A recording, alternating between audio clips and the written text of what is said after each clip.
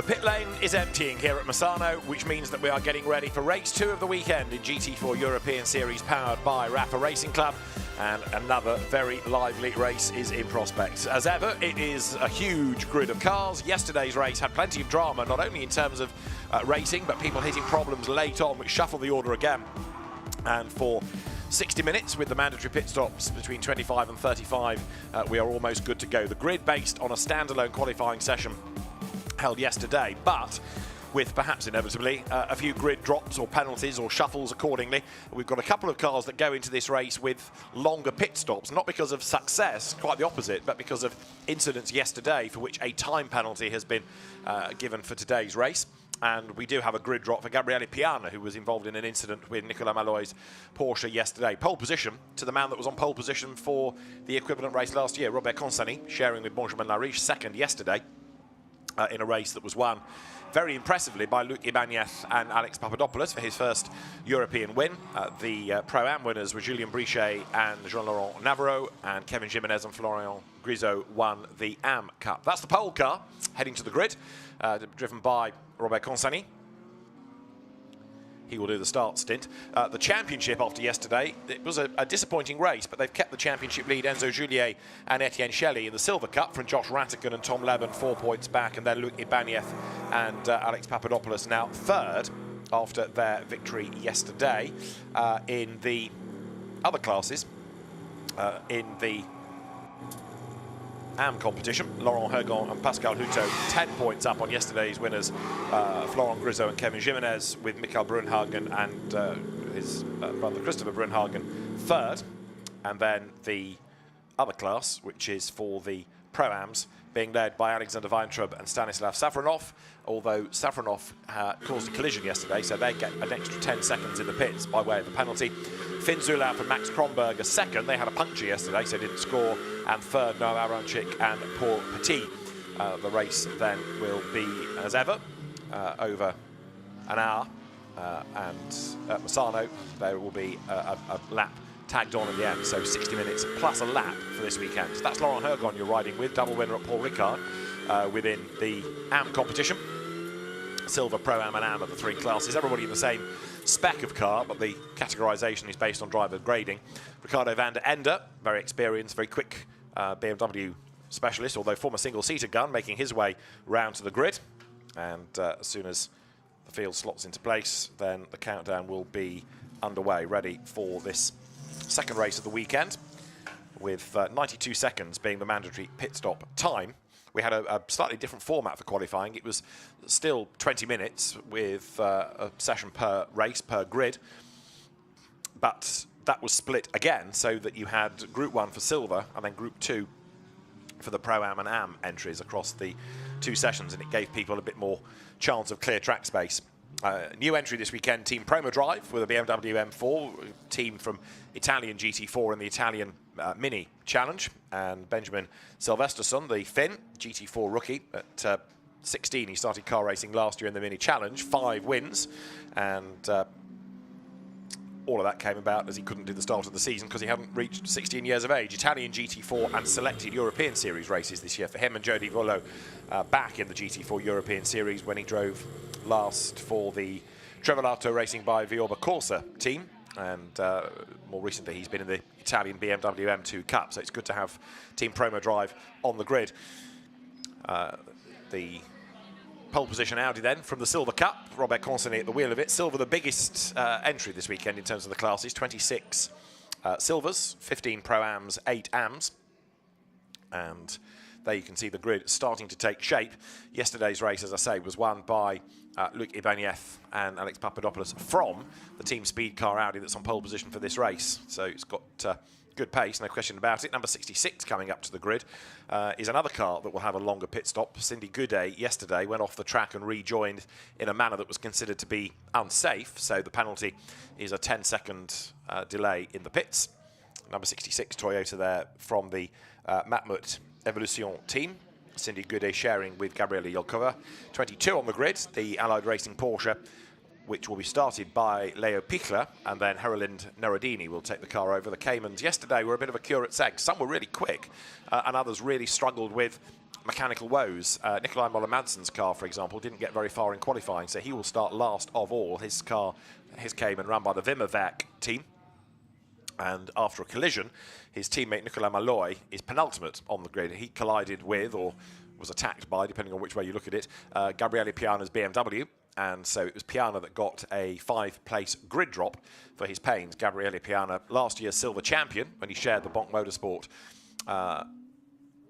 BMW with Michael Schrei. This year he stays loyal to the BMW brand, but goes to the Borissan Automotive Motorsport team, joining Beke Bessler. Number 7 there, slots into place. The Mirage Racing Pro-Am Aston Martin of Stanislav Safronov and Alexander Weintraub that had a win at Paul Ricard in the first race and won on the road in the second, only to get a penalty and therefore lost the win there.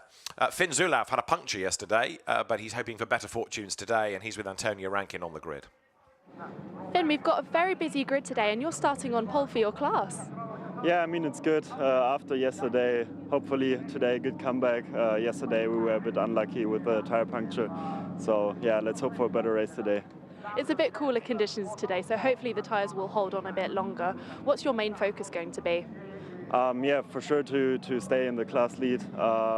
For sure overall we also want to move a bit forward, but yeah, let's hope that the tyres hold and we'll see where we end. Of course, best of luck, thank you. Max Kronberg will start in that car. Finn Zulauf will take it over, and as the grid is still taking shape, one of the Academy Motorsport Mustangs there, just trying to squeeze into position. The very popular American cars, which are good to have on the grid. Michael Jones at the wheel of 62 for the opening stint. Everybody else then now is heading into place. Great variety in terms of the brands as well within the GT4 European Series, because you've got Audi, you have got also Porsche and Aston Martin and BMW and Toyota and Mercedes and Alpine and Ford and Lotus and McLaren. I'm sure there's one I've missed, but you get the point. It is a very, very busy grid, not only numerically, but in terms of the different brands. And although GT4 was a slow burn initially, now it is one of the most popular rule sets of GT racing all around the world. Number 11 then, slotting into place, is Pedro Ibrahim, and the other Borissan automotive car. Pedro Ibrahim, who began winning championships in karts as an 11-year-old. He's raced in the Brazilian NASCAR series and in Brazilian endurance races, and also Lamborghini Super Trofeo as well. Number 77, the Elite Motorsport McLaren there, wriggling into position of Alex Denning. And the sister car, Tom Leben, to start directly behind him on the grid. The McLaren Artura. It's being rolled back into place alongside Leo Pichler at the wheel of the 22 Allied Porsche. The Lamborghini safety car, the Lamborghini Huracan leading car, you can see at the front of the grid here at the Misano World Circuit. And in a moment, the safety car will blast away and park where it's required to around the lap. The leading car then will put itself in position ready for the formation lap. And before we get to that, let us go back to the grid because Pascal Houteau, Laurent Hergon, one's to watch in Am. Let's join Antonia. I'm here with Pascal Houteau, who's going to answer in French. He's on the class lead. Pascal, you've had a really good run up to this weekend, but yesterday the race didn't go so well for you. What are your hopes for today? C'est vrai qu'hier, ça n'a pas été une super course. Malheureusement, on a eu un peu de malchance. On a cassé un triangle inférieur. Voilà, on était deuxième âme, puis bon, là-dessus on abandonne malheureusement. Les gars ont réparé, ils ont fait tout ce qu'ils ont pu pour nous amener vraiment une bonne voiture aujourd'hui. Maintenant le but, voilà, c'est de finir, de faire une belle course, terminer la course déjà, et puis essayer de la placer à une bonne place. On part déjà en pole, ce qui est déjà un bon point. Maintenant, j'espère que Laurent va faire un bon job, et puis moi derrière, je vais essayer de faire la même chose quoi, pour terminer, essayer de marquer de gros points pour ce week-end et au championnat. Brilliant. Merci beaucoup. Just said, really unfortunate yesterday, but starting on pole today and hoping for better. Thank you. And that was the dominant car at Paul Ricard in Am. 2 wins for Pascal Houteau and Laurent Hergon. The pit exit now closed, 5-minute board has been shown. The safety car has blasted away. That will go and park towards the end of the lap. So if we do need it on the first lap, it can be scrambled before the cars get to the incident zone on the next lap. And there you can see the back of the grid, those two Wimmerwerk Porsches. Nikolai Moller-Madsen in number 91, very much a man to watch. Hugo Sasser and Raphael Renhofer, who won the second race at Paul Ricard. They had a puncture in the first, but bounced back in the second with the Pro Sport Racing Aston Martin. And it's going to be Hugo Sasser who will start in that car, number 99, on the third row of the grid.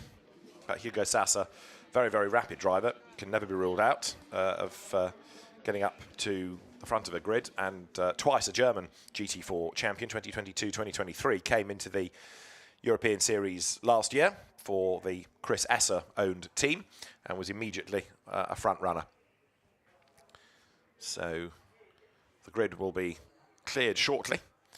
See the teams Toyota Gazoo Racing Sweden coming into the European Championship this year, running the car for Christopher and Mikael Brunhagen, and also for Emil Werasch and Hans Holmlund.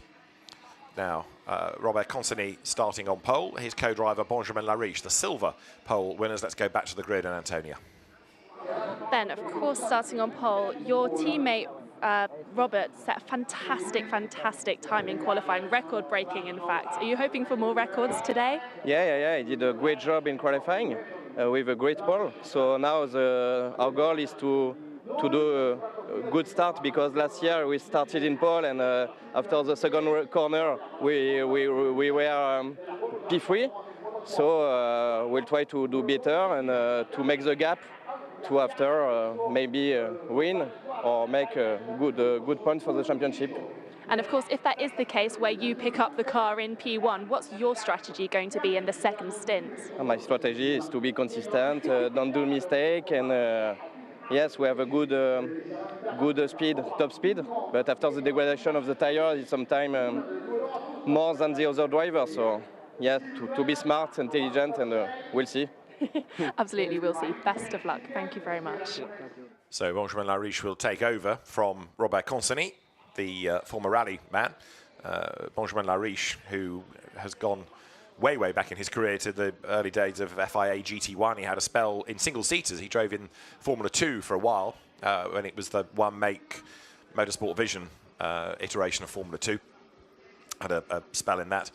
Carrera Cup France as well, so very experienced driver. Now, missing from the front of the grid is Cameron Lawrence's McLaren. You can see a gap there where 81 isn't.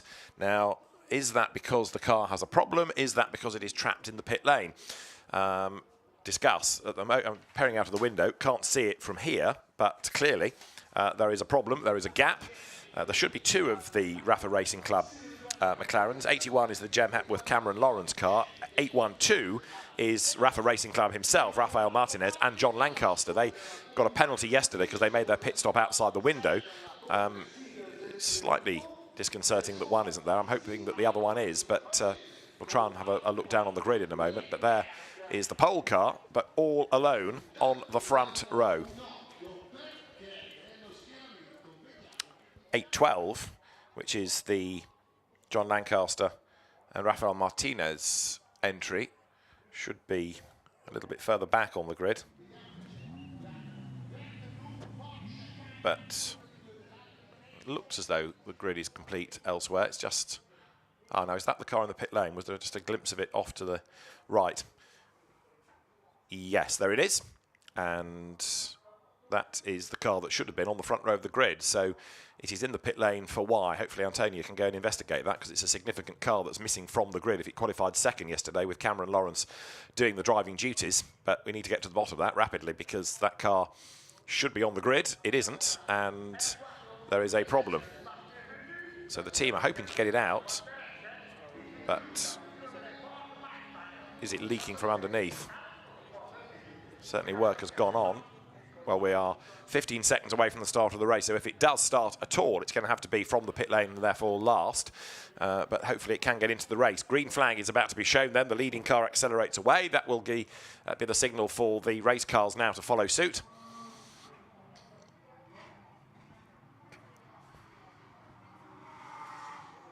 And a great spectacle a GT4 grid always makes.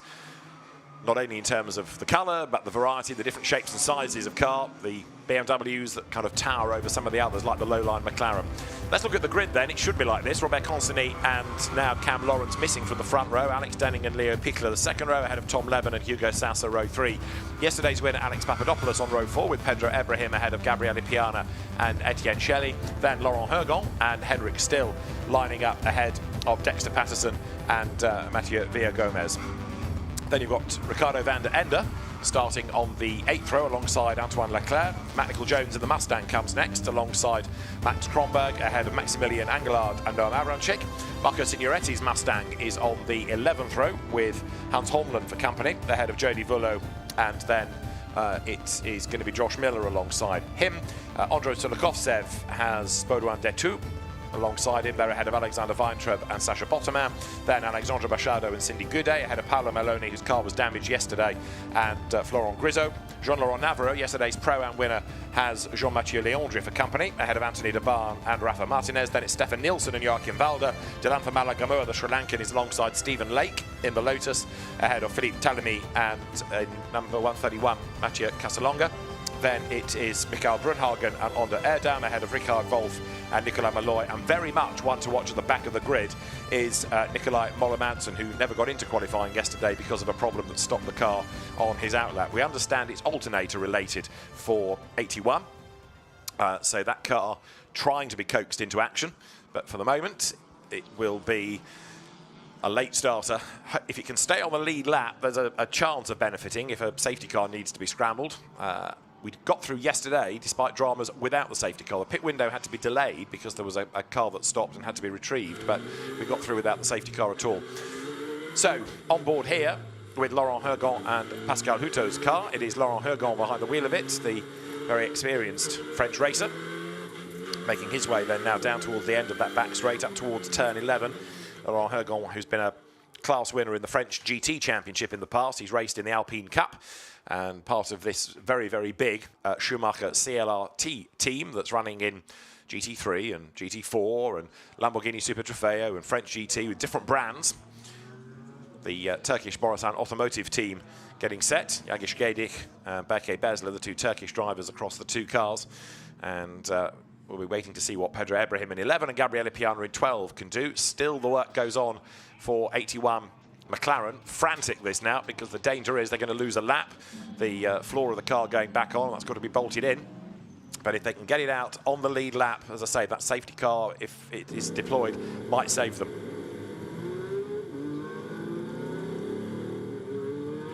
Alexander Weintraub in the Aston Martin that he shares with Stanislav Safronov comes towards the end of this formation lap. And Audi then with the missing McLaren should have been the front row. It is McLaren and Porsche on the second row. It's McLaren and Aston Martin on the third.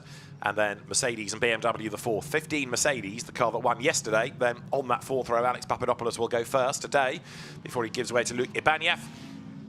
This enormous field pouring its way then up towards turn 16 for 60 minutes plus a lap. And we will get set then for the fourth race of the year in the GT4 European Series powered by RAFA Racing Club.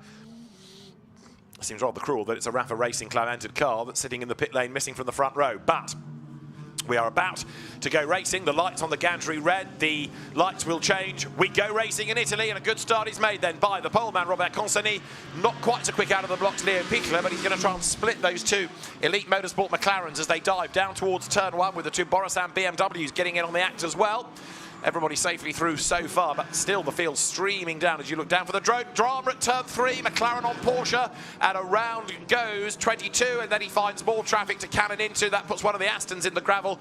So off the road, Leo Pichler.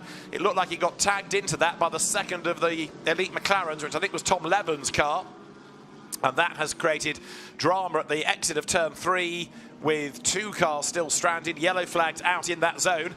It was coming out of turn 6 yesterday when we had dramas, but the field through now, and let's see, still under green flag conditions. So despite the dramas that we had down at that corner, the field turns safely through. 81 is going to join the race. There's more drama. Look in the background because two more have tangled at turn 8. So from the pit, and bodywork flies up at turn 9. Oh dear, it's been a really fractious first lap, hasn't it?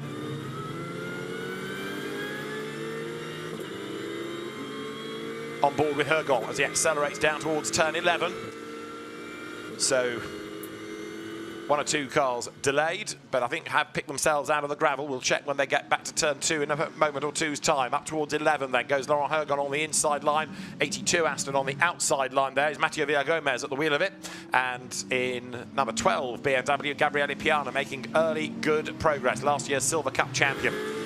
So the top 2 have escaped a little bit, but of course it was behind them where we had the dramas coming out of turn 3. And Tom Leven's McLaren ahead of Etienne Shelley's Toyota Supra that was a bit understated yesterday, comes towards the line, over which Robert Consani leads then with Alex Denning in 2nd place. And then in 3rd, it is Gabriele Piana, really good first lap from him. 4th is Papadopoulos in the Mercedes, 5th is Leven, Etienne Shelley's Toyota 6th, 7th Pedro Ibrahim's BMW, Dexter Patterson in the Lotus, he's 8th, going great guns ahead of Laurent Hergon 9th and Mathieu Villagomez in 10th. Again, the drone chases after the top 2 up towards turn 4. So much curb being used into and through turns 4 and 5. And have a look at 6. Look how much curb to take the lead is used by the McLaren. Alex Denning fires the car across the curb. Through he goes to take the lead of the race. And I don't think that Robert Consani is going to be overly happy about that. 22, incidentally, Leo Pichler is out of the race. He's going no further. Others that dropped back were Dananfa Malagamura and Hugo Sassa got caught up in it as well, having been well placed on the grid. Hugo Sassa, as there on the inside line, 61, the Ford Mustang of Marco Signoretti goes through. And Alex Denning is hanging onto the race lead. Nothing has come up from race control yet to say they didn't like the way that he did it, so he leads the way, but Robert Consani tries to fight back. Look, goes one side, goes the other. Alex Denning makes that McLaren as wide as he possibly can do. Consani to the outside line, but he's not going to be able to go all the way around the outside, or is he? He's going to give it a red-hot go, that's for sure, as they come up towards turn 12 now, and the Audi eventually has to give way. So as they turn their way through the corner, Alex Denning, who came from the Mini Challenge, he was the runner-up in that a couple of years ago, into GT4 racing, comes from a very brutal background, Mini racing, another school of hard knocks, so he knows exactly how to defend, and he keeps at bay, therefore, the Audi of Robert Consani. And while they squabble, the redoubtable Gabriele Piana, one of the real stars of GT4 racing, is getting ever closer. Gabriele Piana, last year GT4 European Series Silver champion. He's also been a class winner in the Nürburgring 24 Hours. And has had many a win, whether it's been in GT4s or in the NLS, for example, the Nürburgring Long Distance Series. He's right there now with Consani, and he's taking Alex Papadopoulos with him. Tom Leven is 5th, Etienne Shelley 6th with a little bit of damage. And there, Mathieu Villagomez under real attack from Laurent Hergon in the Alpine, who in turn has got Ricardo van der Ende up behind him. And then you've got the Mustang, that's Matt Nicol-Jones. And behind MNJ is Antoine Leclerc's Alpine that is rather dwarfed by the huge Ford ahead of it. On board with Hergon now, 9th, and as he makes the run in towards turn 8, makes a go on the inside, but it's Van der Ende having a go at the Alpine, in fact, as they turn their way up through the corner now. So Alex Denning, the race leader, Tom Leven chasing after them. He did the fastest lap of the race last time through. Into the pit lane has come Hans Holmlund's Toyota that got caught up in the dramas of the first lap. And Cameron Lawrence, I think I had mentioned, should have been on the front row. He has joined the race late, and we'll see what progress he can make as back into the lead goes Robert Consani around the outside, coming out of turn 12. Brave, brave stuff. So Consani back in front. Alex Denning will try all over again straight off. He's on his toes. The car squirming under braking as he looks for a way past the Audi. Gabriele Piana runs 3rd, and he's getting away starting from Papadopoulos. Then in 5th place, Tom Leven, but Consani can't get away. Alex Denning is staying with him here, look, as they come now in towards turn 16, and plenty of track limit warnings coming up already. Conditions today much cooler than they were yesterday when it was baking hot. The GT4 European Series cars raced yesterday afternoon. Cooler conditions today, which might be helping the pace of some, and the Audi particularly now starting to escape. Contact between 22, which was the Leo Pichler Porsche, and number 78, the Tom Leven, Josh Rattican McLaren, is under investigation. So it is being looked at, and as one Elite Motorsport McLaren is up there, but dropping away slightly from the leader into the clutches of Piana. The other one may not be long for its 5th place. Pichler out of the race then. Hans Holmlund in the pits, and Dilanfa Malagamua, the Sri Lankan driver, also pitting. 2nd place, under attack. Piana, look, puts the car on the outside going into turn 8, and if he can stand his ground, that's going to be the inside line for turn 9. Alex Denning tries to brave it out with him, but Gabriele Piana really well thought out move. Goes through then because the road comes to him. He's on the inside line for turns 9 and 10, and he also covers off the line so that the McLaren can't get the undercut. And Tom Leben is going to be given a 10-second time penalty at the pit stop for causing a collision. So Tom Leben, 5th on the road, will have a longer pit stop. Have a look at the replay of the start. Look at the second of the McLarens. Tom Leben gets into the back of the Porsche, and around goes Leo Pichler. Have a look from another angle. Over the curb goes the McLaren. It goes around the outside of the Porsche. There's the contact at turn 3, and very close to getting into the back of Tom Leben was Alex Papadopoulos. He just anchored up in time. 1 or 2 more were delayed. 1 car off wide into the gravel. Hugo Sassa de Lanfa also got in strife on the opening lap of the race, and that allowed the top 2 to get away. But for his pains, a 10-second time penalty for Tom Leben. And there you saw Leo Pichler bouncing off the side of Hugo Sassa's car, but the damage putting him out of the race. Great shots from the drone as ever. The other car I think was involved in that may well have been number 4, the Porsche of Sacha Botterman. So, from the drone, chasing after the cars out of turn 6 onto that back straight. Here, we have Consani in the lead of the race, and Gabriele Piana now up into 2nd spot. There going through is Alex Papadopoulos, sandwiched between now Denning and Leben, and then it's Pedro Ibrahim in 6th position. Currently the leading AM is Laurent Hergon, and the leading Pro-Am is Noam Abramczyk. So it's Porsche leading Pro-Am, it is Alpine leading AM, and it's Audi leading Silver. But Gabriele Piana's BMW now is, if you like, released from the pack and hunting down Consani. He was quicker in the first sector. There is the BMW that Gabriele Piana knows inside out. Even if he is new to the Turkish Borusan Automotive team, he certainly knows these cars. Round the outside of Leben goes Pedro Ibrahim, and it's going to be Leben on the inside line. He hangs onto the pace, does Tom, going up towards turn 12, but Ibrahim tries to get the switch back to the inside line. Leben is wise to that, cuts him off in his prime, so to speak, and so the yellow and black McLaren hangs on for the moment to 5th place. Tom Leben, Ginetta Junior champion back in 2020, and after a couple of years of single-seater racing in GB3 and Formula Regional, now into GT racing, and as you would expect, given his speed in other categories, going really well. Lots of gravel dragged onto the outside of the racetrack there. Look as the leaders go through, and 2.2 seconds between Robert Consani and Gabriele Piana now. Kept Piana on that last lap, not quite as quick. Indeed, Consani doing the fastest lap of the race. That's your AM leader, Laurent Hergon. Let's go on board.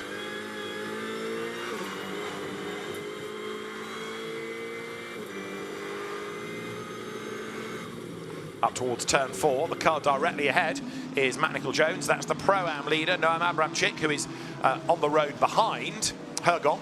The white Porsche with the orange mirrors is there, Noam Abramczyk, and Paul Petit, very experienced driver, to take over into the 2nd stint of the race as they come now along the straight towards turn 8. There's a little kink at turn 7 and then 8 itself with a slight climb, out of which the leaders turn right now. There is the Alex Denning McLaren. Dare one suggest holding up Alex Papadopoulos. He's certainly fallen back from the top 2 now, and so we are looking at the top 2 getting away, and Denning, admittedly, as he's entitled to do, holding on to 3rd, but Papadopoulos struggling to find a way past him.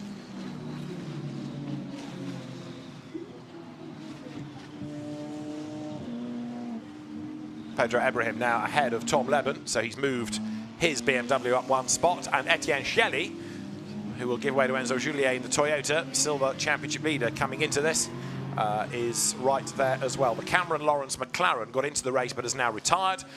Technical issue is what the team term it, so we've lost 81 sadly after the great efforts in qualifying yesterday, and it is up to Elite rather than the RAFA Racing Club team now to uphold McLaren honour, and 3rd and 5th the cars are. There is Denning, who goes through.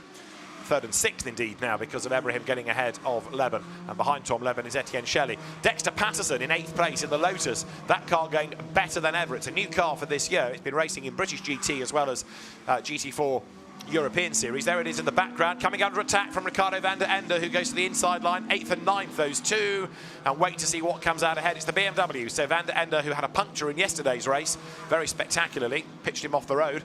He moves through now up to 8th spot. Dexter Patterson single-seater racer turned British touring car racer, turned GT racer, drops back one spot. And the Lotus that he shares with Max Bird, another very quick young Brit who came from mini racing through Porsches.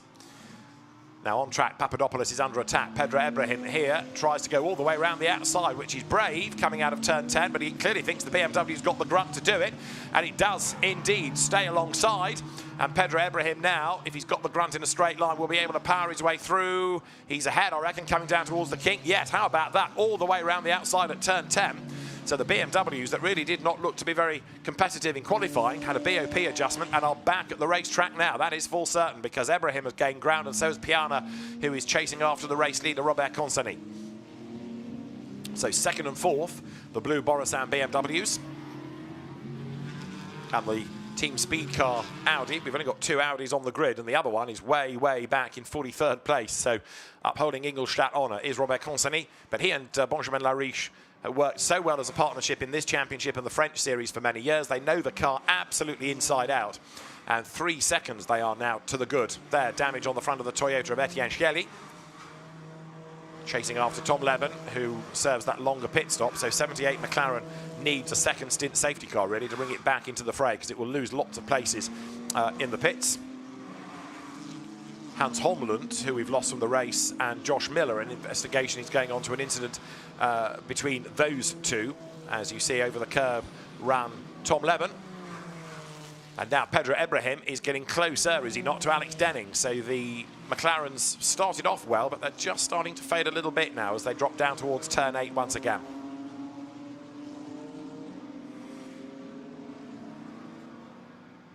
Making that climb up towards turn 9. It's only a slight climb up the road out of turn 8. Max Kronberg's Porsche is the white and yellow one, ahead of all of the traffic here. And behind him is Hendrik Still, the Sascha Bottoman, and that means that Marco Signoretti has got ahead of Kronberg in the Mustang. Look, just up the road, the Canadian driver now 15th. There's a little bit wide goes Hendrik Still, who last year shared a car with Max Kronberg. Right now he's trying to overtake him, and at the same time keeps Sascha Bottoman at bay, because the TCR Europe convert is in number 4 Porsche, right on the back look of Hendrik Still. Hendrik and Max Kronberg had a win outright as Pro-Ams at Hockenheim last year, but the Porsche dancing over the curb right there behind, still on the tail of Kronberg and still under attack, so to speak, from Sascha Bottoman. And a big spin coming out of turn 14. He just caught a glimpse of a rear wing coming across the front of the camera, so somebody went around to try and work out in a moment who it could have been, because out of that midfield pack we've had a spin, and it creates drama for all cars trying to get themselves through the traffic there. So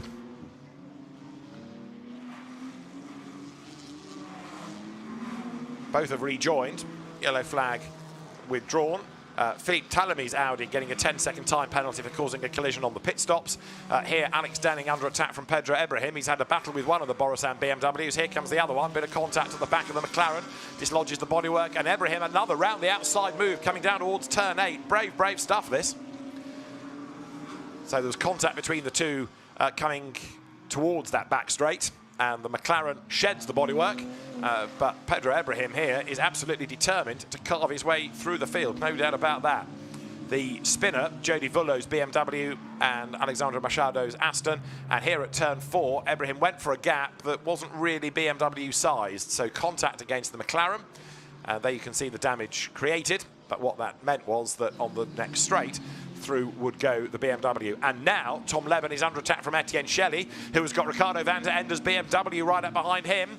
And the BM to the inside line, the Supra to the inside of the McLaren. Up the curb goes Scheli. Is he going to be able to go by? He runs Tom Leben out wide. Leben will have the inside line for turn 15 and try to fight back, and he does go back through on the inside.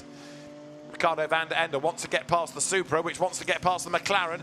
This might all yet end rather tearfully, but for now, Leben hangs on to the place.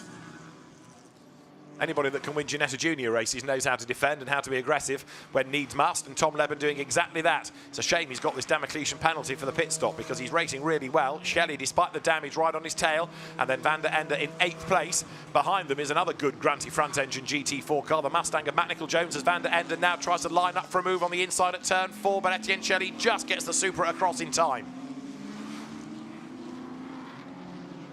Towards turn 5 they go then, and the Matmut Evolution Toyota for the first stint, Etienne Shelley. For the second stint, Enzo Juliet, keeping the Flying Dutchman, Ricardo van der Ende, at bay. Good defence by Shelley as he comes down to turn 8. Matt Nicol-Jones 9th in the Ford, almost up with them.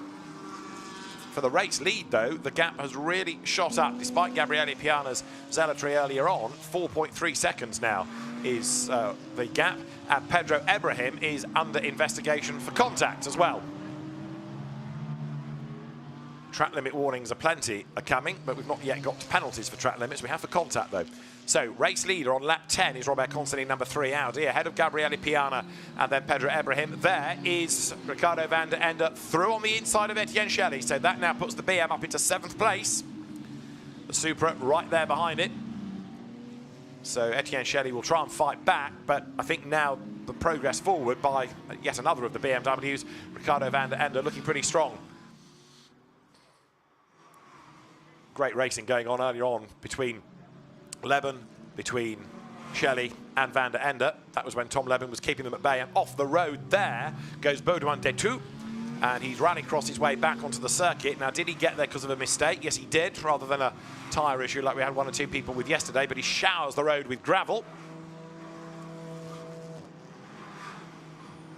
Van der Ende going through, and now trying to work his way past the Mercedes, look, on the inside line there, and gets up the inside.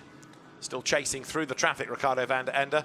Etienne Shelley behind him. Now, is that Alex Papadopoulos with a problem? Is that Papadopoulos dropping back, or is that the sister car that has rejoined? I think that's the sister car, isn't it? No, it is Papadopoulos with a problem. So number 15, yesterday's winning car, suddenly hemorrhaging places as they drop down towards turn 8. So Alex Papadopoulos falls down the order. He was 5th at the start of the lap, but by the look of it, he's got a problem because the pace has just gone out of that car completely. Look, they've come streaming past him, and the Mercedes hung out to dry on the outside. Etienne Shelley goes through,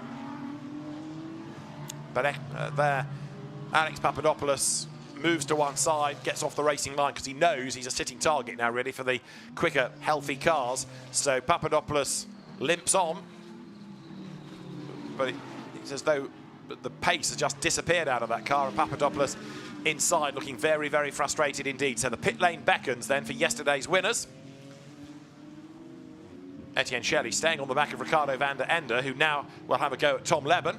Alex Denning and the other McLaren getting away a little bit up the road, and Dexter Patterson's Lotus still in the top 10, running really encouragingly. To the pit lane, look in the background, comes Alex Papadopoulos. So after an absolutely faultless performance yesterday, high drama early on in today's race, the NM Racing Team Mercedes down the pit road. That is the van der Ende BMW going down towards turn 1. Ricardo van der Ende chasing after Tom Leben, and we've got about 6 minutes or so before the pit window opens. And then the teams have to make that choice as to whether they, if they've got the quicker driver in the car, keep him out for as long as possible or bring them in a bit early to get out of traffic. So Papadopoulos pits, and Robert Constantine still leads the way from Gabriele Piana and then Pedro Ibrahim. 4th, Alex Denning, Tom Leben 5th, Ricardo van der Ende rounding out the top 6. There are the BMWs, and there with damage at the front. That, I suspect, explains why the Mercedes is out of the race. Now, Papadopoulos got very, very close and possibly did hit the back of the Tom Leben McLaren in that drama at turn 3, and if it's done the damage then, maybe it's just been a general overheating problem that has finally caught up with the Mercedes. But it does rather look as though the problem is damage induced, and the only incident I can think that car had was on that first lap when the Leben McLaren slowed, having made contact with the Porsche, and almost into the back, possibly right into the back, went the Mercedes. So disappointment for the Spanish team. Number 33 Alpine goes through, Jean-Mathieu Leandri. He in turn has got Alexander Weintraub behind him there in Pro-Am, and they are 4th and 5th in class right now, ahead of Paolo Maloney's BMW that was eliminated in the lap 1 incident we had at turn 6 yesterday.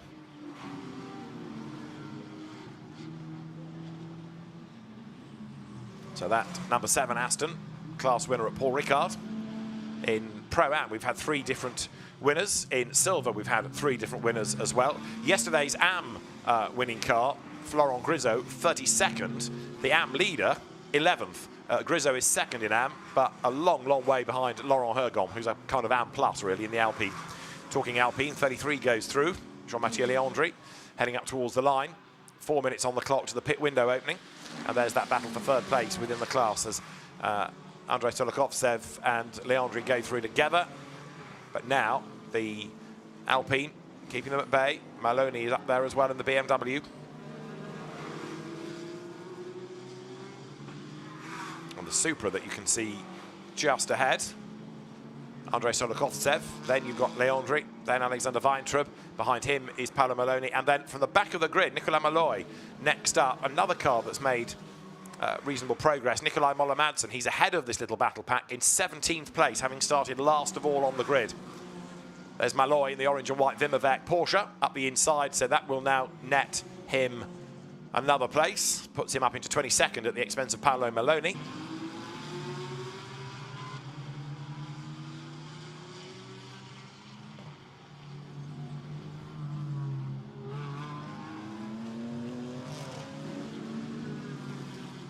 Down through turn 11 then goes that midfield group.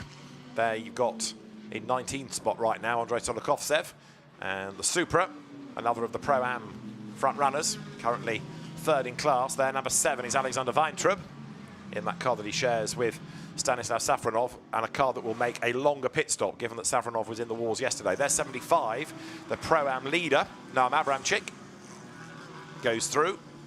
And there, look, the orange roof standing out. Nikolai Moller-Madsen's Porsche running in 17th place, up from the very back of the grid. A mighty effort, this, by Nikolai Moller-Madsen. There he is. So he didn't get a lap in yesterday in qualifying because the car ground to a halt out on track. But Nikolai Moller-Madsen is absolutely flying. He's a former silver champion, and he's in the Silver Cup in 13th in class right now. But he's not done yet. He will give that car in the second stint to Ivan Ekelchik.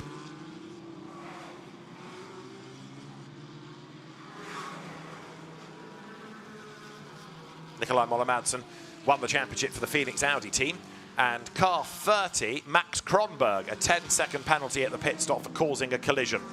So Max Kronberg in the Porsche 14th, but a 10-second time penalty will be given at the pits for causing an incident early on in the race. So lots of slower pit stops will be coming up. The lead gap, by the way, 5 seconds, and then it's going to be interesting to see what Benjamin Laurichi's pace is like relative to the pace of Beke Bechler. Van der Ende under attack once more. Tom Leben back through on the inside. Van der Ende briefly ahead. Alex Denning has been caught by his teammate, and he in turn has dragged Van der Ende and Shelley and Matt Nicol-Jones along for good measure.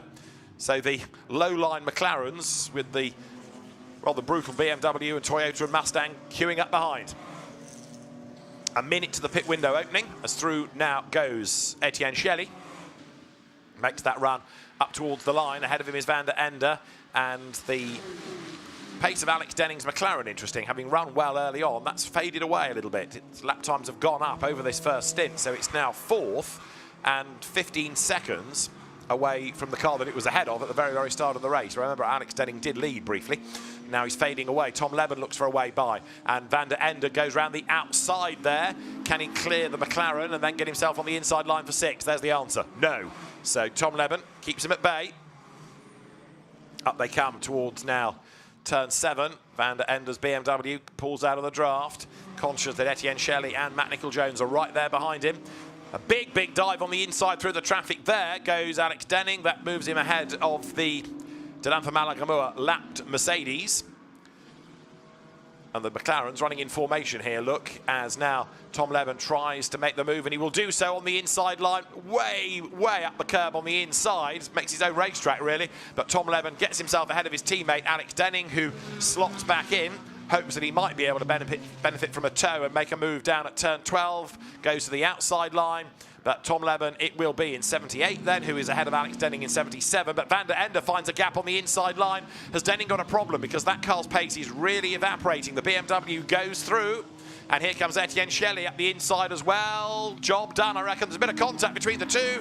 But Etienne Shelley goes by. And now Matt Nicol-Jones tries to growl past in the Mustang. Drive-through penalty being given to car number 8, which is the Benjamin Silvesterson Jody Vullo BMW for track limit offences. And now with the pit window open, the first taker comes in.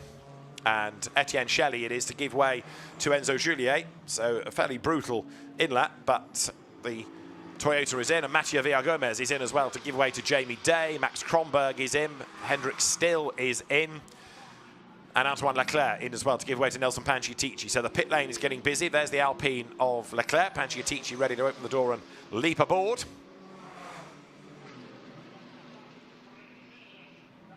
And that's the race leader, lest you forget. 6 seconds up the road is Robert Consani, the French former rally driver, making life look relatively straightforward. Now, he did have to battle his way back into the lead to get ahead of Alex Denning, but once that was done, it's been a relatively easy task, and he's been able to maintain and indeed increase the gap over Gabriele Piana for good measure. There going through is the Pro-Am leading Porsche, Noam Abramczyk, who is getting closer to Dexter Patterson. He's still in the top 10, Dexter, in the Lotus, going well. But the former touring car racer certainly under attack. Noam Abramczyk from Pro-Am on the tail of the silver entered Lotus, the Emira. That is the lead car then. Robert Consani, let's see whether he pits this time with just under 33 minutes of the race to go. The answer is no. He's going to stay out for one more lap. No real reason that he needs to be in because he and Larita are of a comparable pace. 6 seconds back last time was Gabriele Piana. There he is. The BMW comes up now towards turn 16. Goes by. And as they come across the timing line together, the margin will be, after 27 minutes of the race, 6.3 seconds. The next car to the pit lane is the first of the elite McLarens then. So in comes Tom Levin. Alex Denning still circulating, but he's falling away markedly now. The pace, as I said a lap or so ago, has really gone out of 77. 74 for track limit 6 times. So drive through for 74, track limit offences. That is the David Kuhlmann, Alexandre Machado car. And 317, Greg Gilbert taking over from Anthony Debarn, caught up in that traffic jam going down the pit lane. 78 then is in. That means Tom Levin will give way. And it's Josh Rattican, yet another from the Ginetta Junior field, that will take over. Yellow flag in sector 1. So somebody's had a drama. And there, it's Greg Gilbert, who's only just left the pit lane. And is he facing the wrong way at pit exit? Yes, he is. So 317 has ventured out and must have a has been contact, because that is Gabrielle Yelkova, Cindy Goudet's Supra with lots of damage at the front of the car. I just wonder whether the two have connected, as one came out of the pits and one was on the track taking the racing line, because you get close to the pit line as you come out of that corner. I just fear that there has been contact between the pair. So certainly 66 is out of the race with all of that damage. That's limping to the pit lane.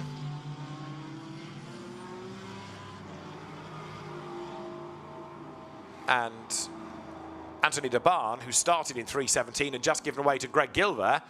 Greg Gilbert doesn't often make mistakes, so I can't believe that the car's facing the wrong way because he spun it. Anyway, we'll try and get to the bottom of who did what to which and to whom, but there's a very battered Toyota, and the Anthony Debarn, Greg Gilbert BMW out of the race as well. Bodywork lying on the road.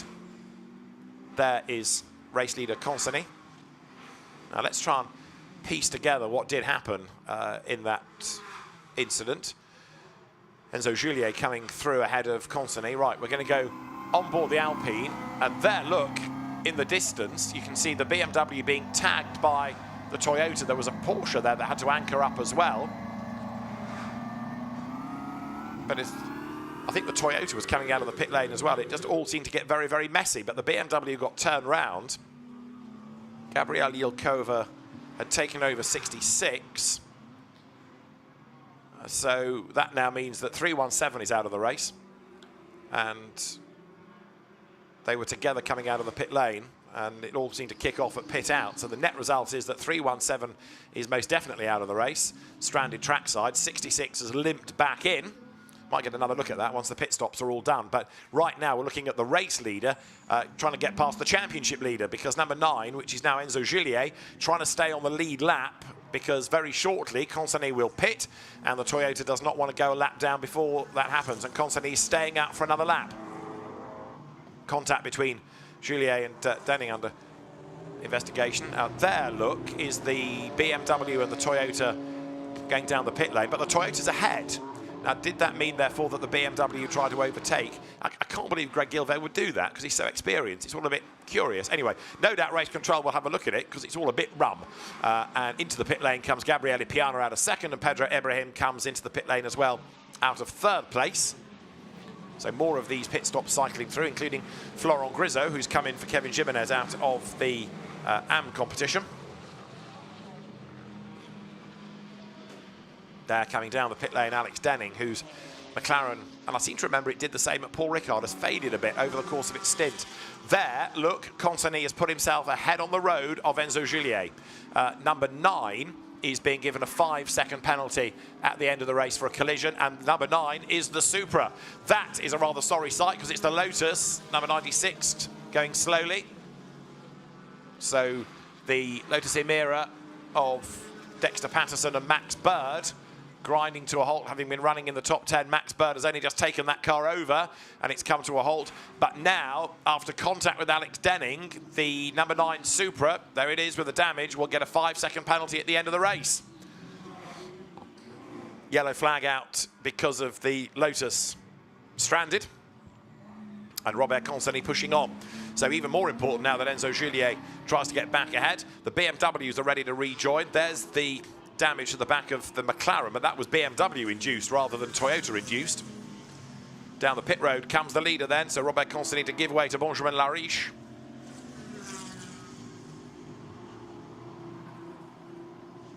So the order is going to shuffle once more, and Beke Bessler in the BMW, number 12, that he took over from Gabriele Piana, will become the next man to watch to see where he will feed in relative to the Audi, whether it's going to be behind or ahead. Depends on the pit stop, really. Here, Beke Bessler's pit stop was 1 minute 32, which is exactly what it needs to be. And there, Benjamin Lariche being strapped in. Also coming into the pit lane, Ricardo van der Ende to hand over the BMW. Car 36, drive for penalty for track limit 6 times. And 36 is the Nelson Pancitici Antoine Leclerc Alpine. Robert Consani out of the car. Alex Denning still in. I just wonder whether the elite McLaren's going to go back out because it seems to be a long stop for a car that had a problem earlier. So Beke Bessler here running second. That's the car that he's chasing. He's got a lot of lap to do, but equally, Benjamin Lariche has that long drive down the pit lane, but he should still be able to come out in front given the gap that was there earlier on in the race. So the long pit road exit, looking to the top of the pit straight with the drone to see where the Beke Bessler BMW is. There it is, but it's going to be a big gap, and too great a gap, I think, for him to make up. He's at race pace coming over the line, but now the Audi can accelerate back onto the track and will do so comfortably before Beke Bessler gets into turn 2. And he's also stuck in traffic, look, Beke Bessler. The only thing that might help him now is that with number 96 being stopped there, look, on the road coming out of turn 6, may we, after the pit window closes, end up with a safety car to get that out of the way, because that would bring the BMW nearer to the Audi. Also, Bessler further into a stint than Benjamin Lariche, so he can really push, but there you can see the Lotus. I can't really believe that's going to be left on the track for another 25 minutes, and that's confirmation that there is a problem for the Alex Denning McLaren. It was fading away. He's brought it into the pit lane, and the elite team trying to do something about it, but it's dropped off the lead lap now, so it is effectively game over for that car after it led briefly at the start of the race. Big shame.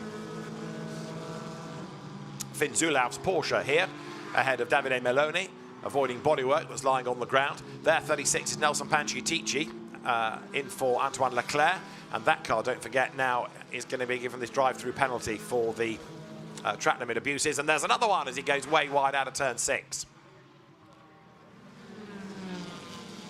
So Lariche leads the way, and in second place we need to see which BMW it is, because Benjamin Lessen may well now be ahead of Beke Bessler, having taken over from Ricardo van der Ende. They stopped on different laps.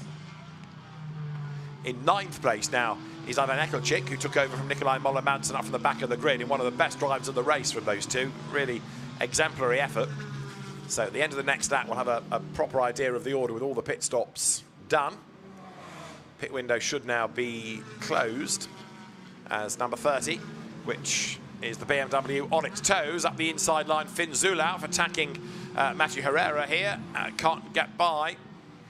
Behind the two is Davide Meloni, and then Nelson Panciatici trying to find a way past the BMW. So the Alpine snapping at the heels, terrier-like of the BMW. Behind them, you've got Ruben Del Sart, number 5, the Mirage Racing Aston Martin.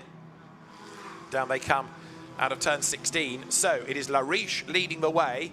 Berke Bechler is second, and the margin is 7.7 seconds. Third is Jagish Gaidik, and fourth is Benjamin Lessem. Enzo Juliet fifth with a penalty to serve at the end of the race, or to have added on at the end of the race. Sixth is the Mustang of Will Moore. Seventh is 82 Jamie Day. Josh Ratikan's McLaren is eighth. Ivan Ekelchik is ninth, and Paul Petit still leading Pro-Am, number 75 Porsche, in 10th. And this battle pack now is for 16th place, with Zulauf having got himself up past Herrero, and Herrero under attack from Panciatici. Full course yellow is called for. Full course yellow to slow the pack, and it must be now to move the Lotus and to move the debris. So Joel Doval, the race director, I think has let everybody serve their pit stops, because it would be rather confusing and also a little unfair to call for the full course yellow in the middle of that. And now that everybody has served their pit stops, the full course yellow into effect. So Max Bird in the Lotus, trying to get that to a place of safety. Bodywork being retrieved as well. Now, depending on how long the full course yellow period lasts, will dictate whether we go safety car or not. And there going through is the race leader, Benjamin Lariche. Berke Bechler praying for a safety car now, because that would be getting back onto the tail of the McLaren, of the Audi, forgive me, whereas a full course yellow won't. Full course yellow just means you have to go to a delta speed, whereas the full course yellow allows you to all bunch up. Well, 22 minutes of the race to go. It's been a very lively race. The GT4 European Series, much underrated championship by some, but it always gives great racing. Always there's drama. And another fascinating race here with battles all the way through the field. We will go safety car, because the safety car's just gone down the pit lane. So that will enter the track and eventually control the pace, which allows them to go faster and therefore allows them to get the tyres up to temperature for the restart. There is the Lamborghini safety car. So that is going to help Berke Bechler, absolutely no question. Audi, BMW, BMW, BMW. Gabriele Piana looking on, Pedro Ibrahim looking on. They were the drivers in that first stint.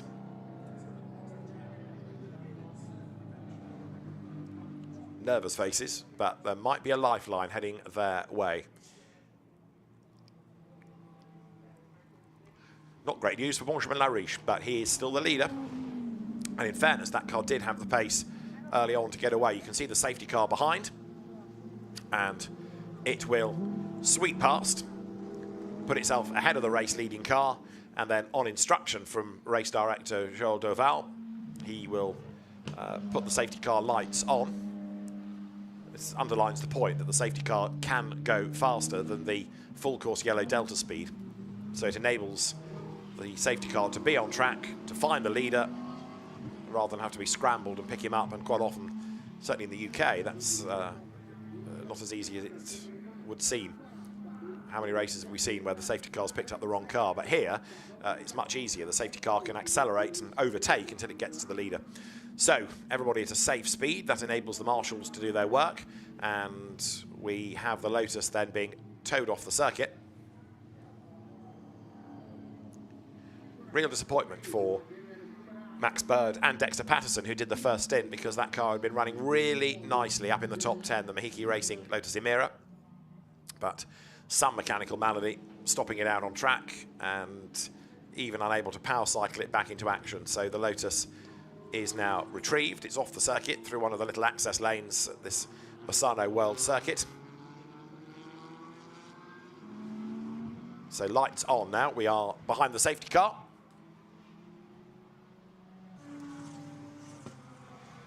The BMW ahead needs to quicken its pace. It's getting in the way of the safety car, which wants to go faster.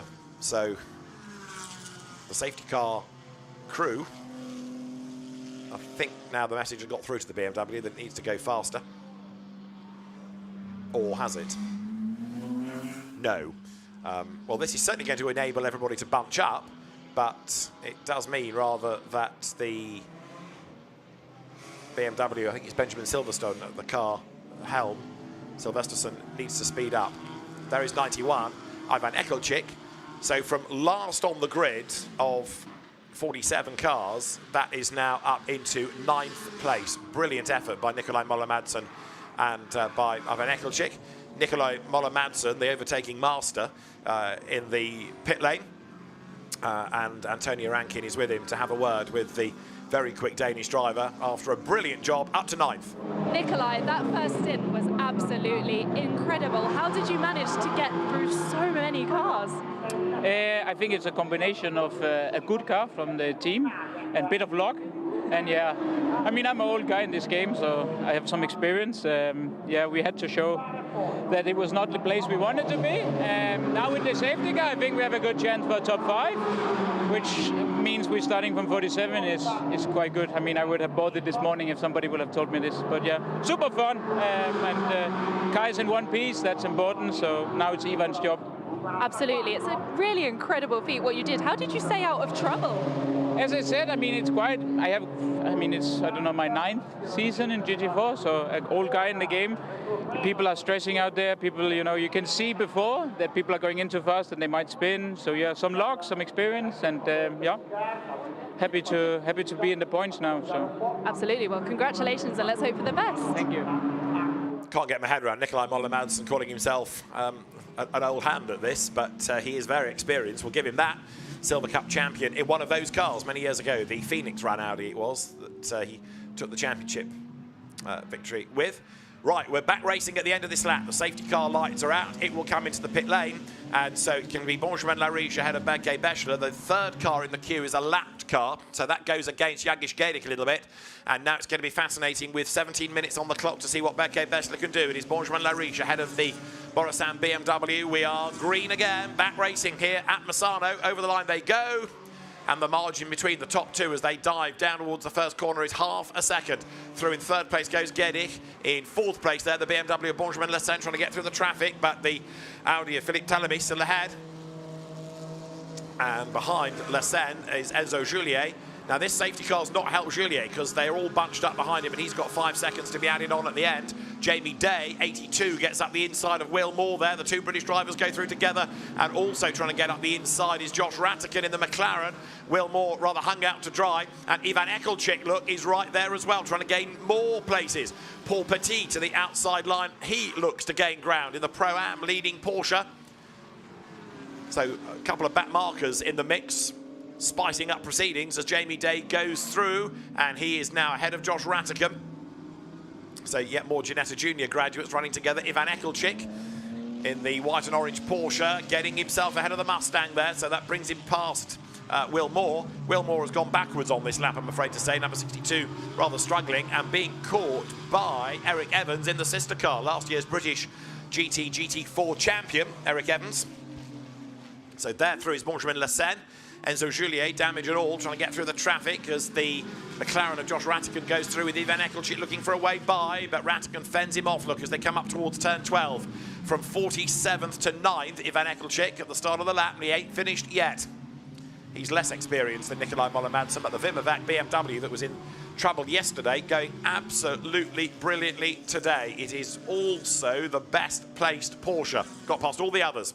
There are the leaders going by, and the margin 0.561, 0.951. It's advantage Audi once more then, as the Borasan team looks a little bit concerned because the car does not have the absolute pace of the Audi. If Piana couldn't do it in the first stint, I'm not convinced that Bechler can do it in the second stint either. Third look is Jagish Gedik, and that's the leader up the curb at turn 4. So through goes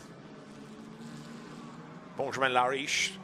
9/10 of a second was the margin last time. Still 14 minutes on the clock, so there's time for Berke Bechler to try to force a mistake out of Lariche. There's time for a problem maybe even for the Audi. You never know what can be up the road, but Lariche and Consani, they picked up quite a few penalties at Paul Ricard, but here they've gone really nicely. Pit stop of car number 39, which is the Roberto Faria Baudouin Detu Aston. That's under investigation. So I rather fear it may have been under the regulation time as the leaders blast down the back straight with, in the first sector, the BMW being quicker than the Audi. Let's see what happens at the end of the second sector, into which they come now. 39.2 plays 39.3, advantage Audi. It's pretty cat and mouse between these two. Down through the gears goes Car Becky Bechler. 39, car 39, 11-second time penalty for short pit stop. And there is the confirmation then. It is a short pit stop for car 39. So the time penalty of 11 seconds will be added on as out wide goes Becky Bechler, wringing the neck of this car. He was a winner here last year when he shared the car with Tom Edgar. And therefore, if Becky Bechler is on target for success anywhere, it could be at Misano, his lucky circuit. And he's fighting back because he's got the gap down to half a second once again. So Becky Bechler carrying on the good work from Gabriele Piana, who was also a race winner here last year, accelerates up towards turn 4. And now Benjamin Lariche having to think about defending. That means that he's not going to be able to necessarily drive the quicker lines. He's always going to have to be mindful of where the BMW is. And the answer to where it is right there behind Becky Bechler, much, much closer now than he was a couple of laps back. 9/10 was the gap, half a second was the gap. Another 10th pulled back within the first sector. So Becky Bechler comes down towards turn 8, a deeper line into the corner. Heading up now, we've had a change for 6th. Josh Rattigan has got back ahead of Jamie Day. McLaren going ahead of Aston Martin. And the leaders, look, coming across traffic. They are going to be up behind another of the BMWs pretty soon, which I think I'm right in saying is going to be number 97, the Swedish BM, which now will have Mats Olsson at the wheel. And that is Finn Zulauf after the good effort in the Porsche, limping to the pit lane from 15th place. They had a puncture yesterday. I wonder whether it's the same again. It did look a bit low on a corner. You've got to be careful with some of the curbs here. They are low, yes, but some are pretty brutal and serrated. And we had cars in the walls yesterday across myriad categories. So there are the race leaders. Traffic up the road as Benjamin Lariche comes into view. There's the Audi, still being chased very hard indeed by Becky Bechler. They make the run up towards the line now.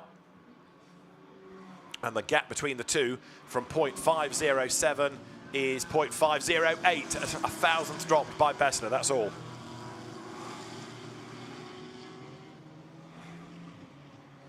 Over the timing line, Paul Petit still leading in Pro-Am from Stanislav Safronov, regular podium finisher with a win, and this will be a third, second place if things stay as they are. And then Julien Brichet is going to be third in Pro-Am. This is the AM leader, Pascal Houteau and Laurent Hergon. Pascal Houteau has taken over that car and going strongly with now 11 more minutes still on the clock. Benjamin Lariche, the leader by just half a second as Pascal Houteau brakes as late as he can.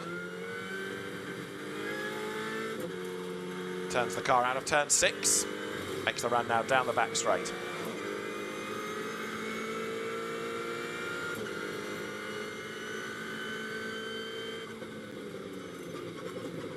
Feints to the inside line, tries to unsettle the Aston Martin, but doesn't get through there and loses out, in fact, because traffic comes past. Julien Brichet in the Porsche goes by. Brichet was off the road in qualifying yesterday, but a class win in the race. And taking over from Jean-Laurent Navarro. Whoops, small sideways goes the Alpine. Was that with a bit of contact maybe from the BMW of Davide Meloni? Well, either way, Houteau saves it. And there is Benjamin Lessen coming under attack from Enzo Juliet. Lessen, who along with Van der Ende had a win in the championship at Spa last year, keeping the Toyota at bay. And Juliet, of course, with 5 seconds to be added to his race time for contact earlier on, needs to get as far up the order, knowing that there's a sort of snakes and ladders situation to slide back down a place or two. Lariche 6/10 up the road now on Bechler, looking as though the Audi is responding once again. Here for 4th, Lessen versus Juliet. Josh Rattigan is behind them 6th. 3rd, a bit in no man's land, is Jagish Kedik. He's not catching, he's not being caught anymore as the field accelerates again towards turn 4. But did I just see Beke Bechler looking a little bit nearer to Benjamin Lariche? He was 6/10 back at the start of the lap. Yes, he is much closer coming out of the first sector. So for the race lead, the gap down a bit further, as there they are coming out of turn 8, and Bechler with a tighter line gets up alongside. They go past the stranded Finzulaf Porsche. Bechler on the outside line, he wants the undercut, he dives up the curb, can't do it though. Benjamin Lariche covers the line, cuts him off, but again up the curve, coming out of turn 10 goes the BMW, and now we'll see as contact, the Audi moves across on the BMW. Take that, says Benjamin Lariche. That looks a bit brutal, I think, as he moved across the road. He's come off worse with bodywork flying and a flapping. But Benjamin Lariche did not like the BMW having a go to get past, moves straight across to defend, contact between the two. Let's see whether that gets looked at. Beke Bechler then up behind the now damaged Audi. There's one way of defending, but that was very elbows out from Benjamin Lariche, and Beke Bechler thinks, okay, that's how this is going to be, is it? But he's not fazed by it. He's staying on the back. There's some of the bodywork that's been ripped off. You can see the gap where the coloured bodywork used to be. Over the timing line with 8.5 minutes on the clock. Lariche goes by. Bechler goes by. 6/10 last time. And down towards turn 1, it's down to 4/10. Well, they were absolutely side by side. This was the move. Up the curb went the BMW. Backed out of it, realising it wasn't on. There was a gap coming out of the corner. Look, side by side. And the Audi just moves across into the BMW. So, from another angle, look, across the road goes Benjamin Lariche. He might argue he didn't know where the BMW was and he was taking his line, but the net result is contact, and Bechler now looking the stronger. So, Benjamin Lariche is under constant attack. Where does Bechler try to make the move? The BMWs have been really good in overtaking in unusual places, around the outside. Certainly when Pedro Abraham was at the wheel of number 11. And let's see again whether it can be a savage send up the inside in use of the curbs. Not this lap, it can't. Robert Constantine's car, Benjamin Lariche at the wheel, still leads, covers off the line. And the BMW quick out of turn 10, but not able to squirt up alongside the Audi. Driving standards flag for both of them for unsporting behaviour. So no penalty coming, but a warning flag to cool it. And that is Enzo Julier off the road. So from 5th place, the man that was coming into this as the championship leader is in the gravel, out of the race. Enzo Julier going no further. And is that going to end up with an interruption to get it out of the way? Let's see. So if there's another yellow flag or a full course yellow brewing, it's very important that Bechler makes his move for the race lead, because we're running out of race if that car needs to be moved. But it's why it got into the gravel that's of interest. Out of 5th place, the Borusan Automotive team look on. There's the driving standards flag being hung out. The leaders go through then with 0.4 of a second, becoming half a second on this lap. The Audi looking slightly stronger, almost as though Benjamin Lariche has regrouped a little bit on this last lap. And there is number 5 out of the race. That's Ruben Del Sart pulling off the road. Bits lie on the ground. So just like yesterday, late race dramas coming thick and fast. Julier out, that gives Ratican 5th and Day 6th. Here are the race leaders. Still a squabbling as they make that run now down towards the turn 8 left-hander. And the Audi just extending the margin, it seems, on that part of the circuit. Beke Bechler trying as hard as he can. Yellow flag zone, of course, down at turn 8 with that Toyota Supra in the gravel. And out of the corner now, out of turn 10, comes Beke Bechler. Uses a little bit more of the curbing there. In the background, there's another BMW battle building. Jagish Gedic being caught by Benjamin Lessen. Josh Ratican's McLaren 5th. Jamie Day's Aston 6th. 7th, Ivan Ekelchik. Nikolai Moller-Madsen was predicting a top 5. That's not quite happened, but 47th to 7th is pretty good going. We aren't done yet. Yellow flag in the 3rd sector. Cars making their way towards us. Bits of debris on the racetrack as well, as there is the number 100 Aston, with Fabio Rauer at the wheel of it, and behind Stanislav Savronov, having had his longer pit stop now. 2nd in Pro-Am, he wants to get past Rauer so he can go after the white Porsche of Paul Petit. But no can do at the moment as the cars wriggle their way out of turn 15. The leaders are into the last 5 minutes of the race with a gap 0.7 of a second. Savronov attacks Rauer, can't find a way through. Paul Petit protected for the moment. He's got traffic ahead of him, but traffic behind as well, splitting him away from his class rival. Safronov to the inside line. Second drive-through for car 36 for track limits 12 times. And that's the Nelson Panciatici, Antoine Leclerc Alpine that has rather disregarded the track limits, and so a second drive-through penalty. Panciatici at the wheel of the car now. 28th he is, but it's all rather irrelevant given that there's another penalty in the system. Right, Paul Petit there, the white Porsche, the Pro-Am leader. That would give us 4 different winners out of the 4 races in Pro-Am, and it looks like we're going to have a 4th different winner in silver in the 4 races as well, with Lariche and Concerny yet to win this year, and the people chasing them, Bessler and Piana, yet to win this year as well. There, through the traffic goes Fabio Rauer.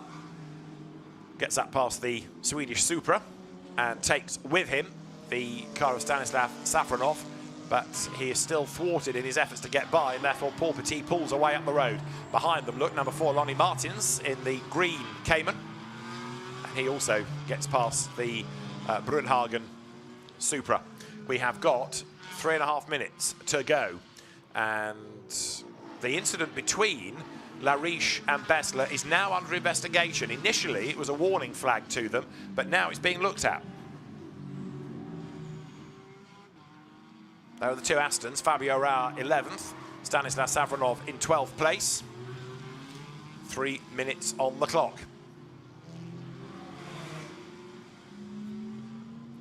10-second time penalty for car 3 for causing a collision in turn 10. 10-second time penalty for car 3 for causing a collision. The race leader gets a penalty. The voice you've just heard is the race director, Joël Doval, giving the bad news. A 10-second time penalty to car number 3 for that collision coming out of turn 10. So the Borusan Automotive team just have to sit there now. They're going to get a 1-2 out of this race. More bad luck then. Penalty induced, just like Paul Ricard, for Concerny and Lariche. And Benjamin Lariche is going to be furious about that. He will argue that he didn't cause a collision. He was taking his line and was unaware that the BMW was on his bit of the racetrack, but the stewards feel differently. And so Benjamin Lariche leads the way, but with 1 more lap to run at the end of this, possibly 2. It's all academic. We've had the change behind, though, look, because Benjamin Lesen gets ahead of Jagish Gaidik, so it's not going to be a 1-2 for Borusan after all, unless Gaidik can get back ahead of Lesen. The BMW's trade place on this lap, and so now Benjamin Lariche tries to build up 10 seconds. Berke Bejler just has to follow him home, but he can't afford to drop back too much, that's for sure. Lesen ahead there, look, of Jagish Gaidik. And as they make the run into turn 15, the leader coming up towards the line. A flying lap is a 1:41 at the moment. And the leaders have gone by. It's going to be 60 minutes plus a lap, so there'll be at least this and 1 more. So Benjamin Lariche, 2 seconds ahead of Berke Bessler, who needs to stay close, not right up behind him, but certainly can't afford to drop over 10 seconds away. And markedly, the gap has gone up now. Lariche speeding away from Berke Bessler, who I think now is just mindful to bring it home. So there's a minute on the clock and then a regulation lap at the end. This weekend's races being run in that format. And Benjamin Lesen here ahead of Jagish Gaidik, 3rd and 4th. Josh Rattican behind them is in 5th place, and then 6th is Jamie Day. The McLaren actually is hurtling along because it's just taken half a second in the first sector alone out of Gaidik's BMW. So Josh Rattican in 78 McLaren in the background might yet gain a place before the end of the race, given the way that he's going. Josh Rattican really flying. There is Benjamin Lariche, still ahead of the BMW, but 3rd, 4th, 5th, getting closer.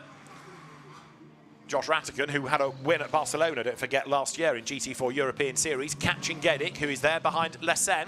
So 3rd, 4th, 5th, getting close as they come up towards turn 14. The clock has got 9 seconds on it, as there is the leader.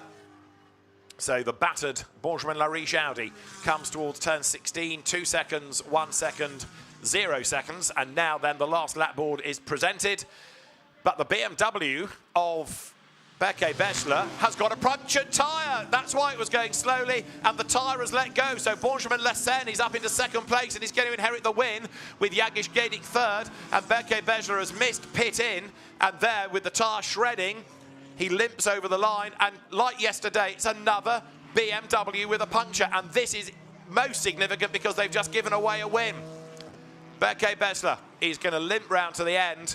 So, Benjamin Lessen now up into second place, but he's 8.4 seconds back. He's got to really push. His last lap was slower than Benjamin Lariche, so it's going to be touch and go this. Lariche might take the win after all.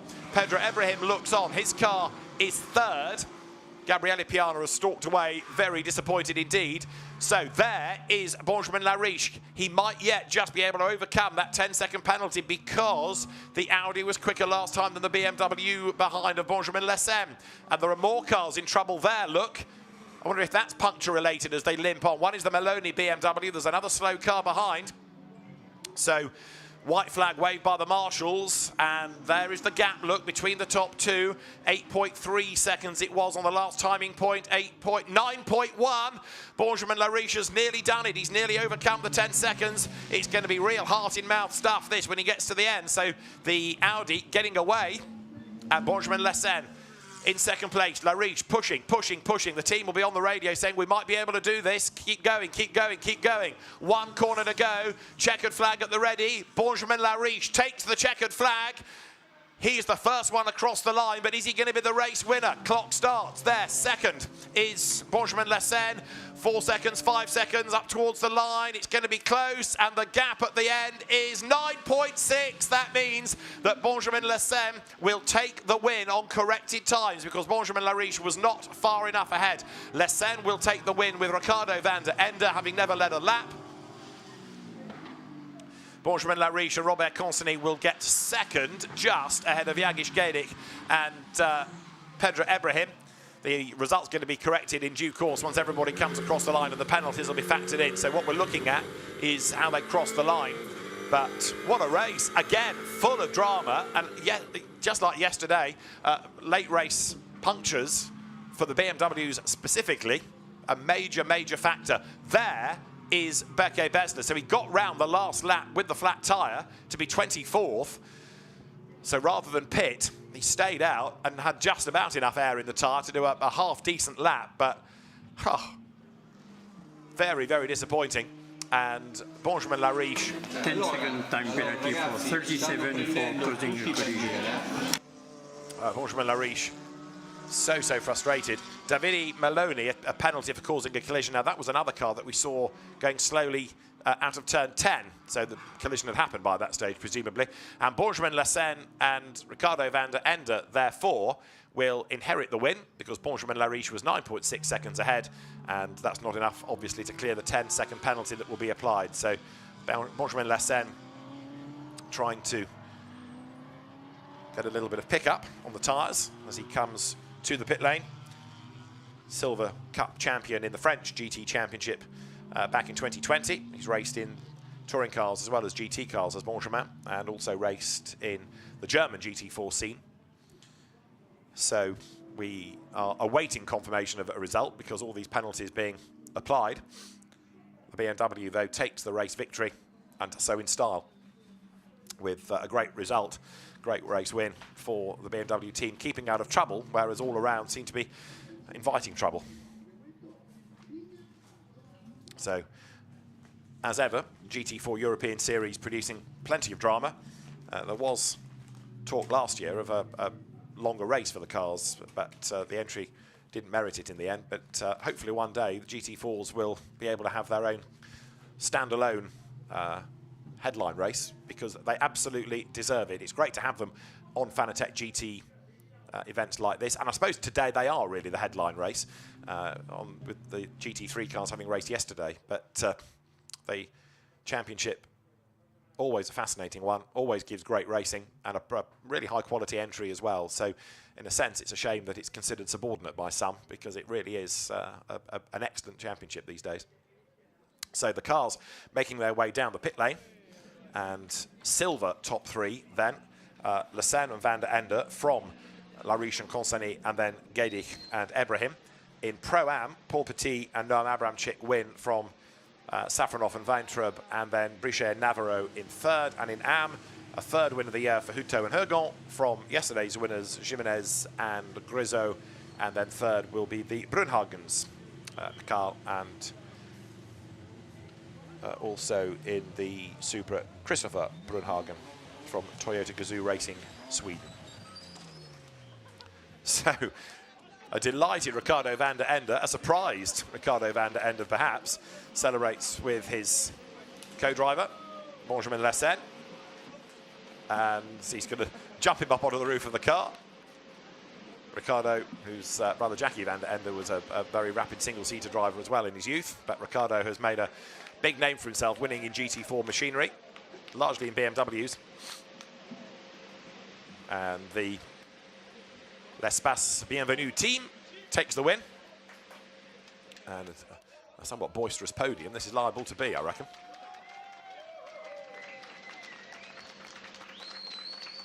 Helmet off for Benjamin Lessen.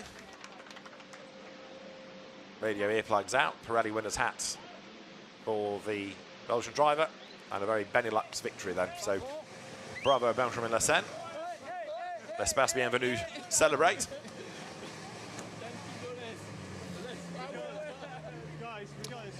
The race winners are there, and there is the Consigny Lariche Audi arriving. Let's hear from our race winners then. Antonio is down there. Yeah, that's okay. Guys, congratulations. Penalties, punctures, but for you, P1. Yeah, we did not expect this, especially after yesterday.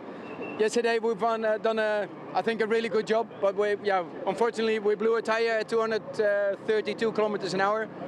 We had to adopt our driving style a little bit today, but maximum attack, and we did not expect this, really. How did that feel coming into the pits? First, when I come into the pit, I was so happy, but during all the stint, I was praying for my tire not to blow. So I was driving so carefully, but I knew it was already done before the start. We agreed each other that we would drive so carefully. That's what we did, and I'm really happy where we end up. Well, you've stayed out of trouble, and a well-deserved win. Fantastic, guys. Congratulations. Thank you. Thank you. Ricardo van der Ende, Benjamin Lessen, very happy race winners. Very disappointed is Benjamin Lariche. And he nearly overcame the penalty, but you can tell off the expression, furious about that. He will argue the case, I'm sure, but it was a 10-second penalty for causing a collision. And there, the winning car from L'Espace Bienvenue, the BMW in the works colours for Benjamin Lessen and Ricardo van der Ende, that triumphs at the end of another all-action race. And of course, the race is here, an hour and a lap. It would have been a different result possibly had we had just 60 minutes, but the net result is Benjamin Lessen, Ricardo van der Ende victorious. The Nelson Panciatici, Antoine Leclerc Alpine that had a second drive through didn't get a chance to take it, so it is given a 42-second time penalty. Let's hear from our AM winners, Laurent Hergon and Pascal Hutto. Third win of the year, 18th overall. Pascal, Laurent, congratulations. You really held your own in that race and stayed out of trouble. Yes. The race was very, very fun. We did a very good start at the beginning. The performance of the car was very good. I drive safe. So after the drive and change, it was not so easy because Pascal was with a lot of car behind and rear, so it was difficult for him. The car, it's not completely clean, but we win the race. It is a good race for us, and Pascal did a very good job, so we are very happy. Thank you. Thanks very much, guys. Thank you. Pascal Hutto brought the car home. Laurent Hergon's great first stint. The Alpine, the car to beat really in the AM class. Second in AM was Kevin Jimenez and Florent Grisot, who won yesterday. The Aston clawed back a lot of the lost ground in Kevin Jimenez's hands, the former Clio racer. And when Laurent Hergon says the car is not completely clean, that's what he means. A few witness marks on the right-hand side, proof that the Schumacher Colin Edgar Racing Team entry has had a busy race.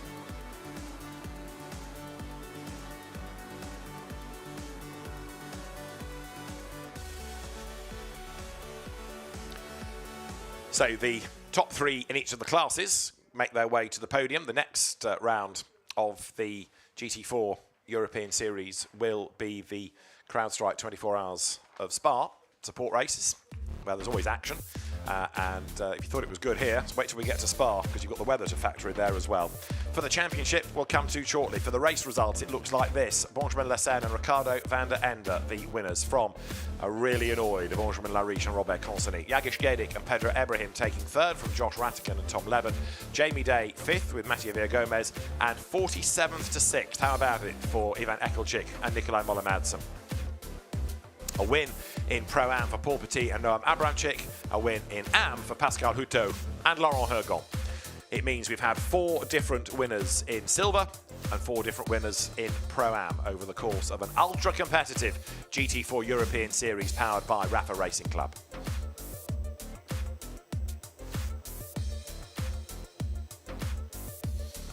There's the rest of the results with lots of hard luck stories. We had the delay to the Denning Empson McLaren that eventually got 36th place in the gravel. Enzo Juliet and Etienne Shelley. We saw Ruben Del Sart out of the race, delayed early on to Malfa Malagamua, out with dramas Finn Zulaf and Max Kronberg, and the list goes on with so many other cars involved in various scrapes, including yesterday's winner that was out by lap 12.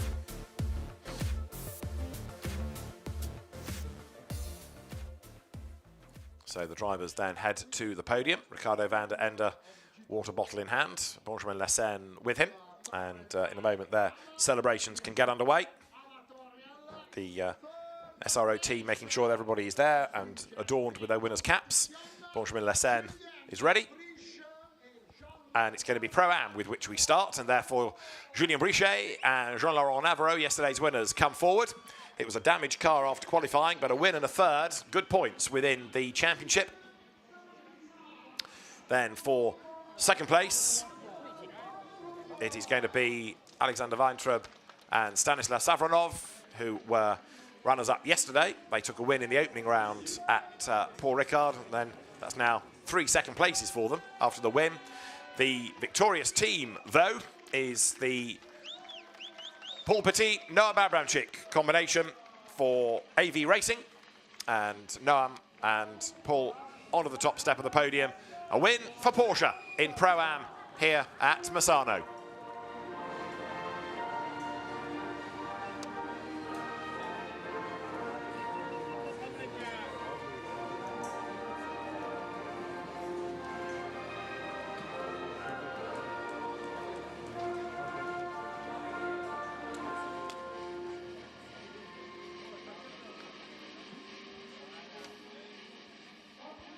So congratulations to Noam Abramczyk and Paul Petit, their first victory within GT4 European Series, and trophies being presented then for our winning drivers, RAFA Racing Club, great supporters of the series, and it's Julia Martinez of RAFA Racing Club that is there to give the trophies to third, to second, to the winning team, AV Racing, making a big impact now in the GT4 European Series, and to the drivers, Paul Petit and Noam Abramczyk, who come out on top at the end of a drama-filled race here at Misano.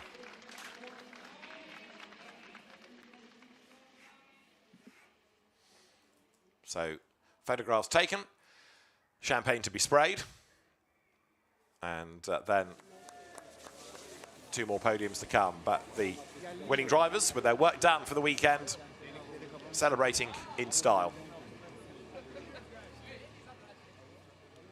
Great effort, though, by Paul Petit and Noam Abramczyk, running with the silvers, really, for the bulk of the race, but being able to keep out of trouble and take honours accordingly. Alexander Weintraub and Stanislav Safronov, though, still lead the championship from Noam Abramczyk and Paul Petit, with Finn Zulaf and Max Kronberg having a really frustrating weekend next ahead of Julien Brichet and Jean-Laurent Navarro, whose win yesterday brings them into the mix.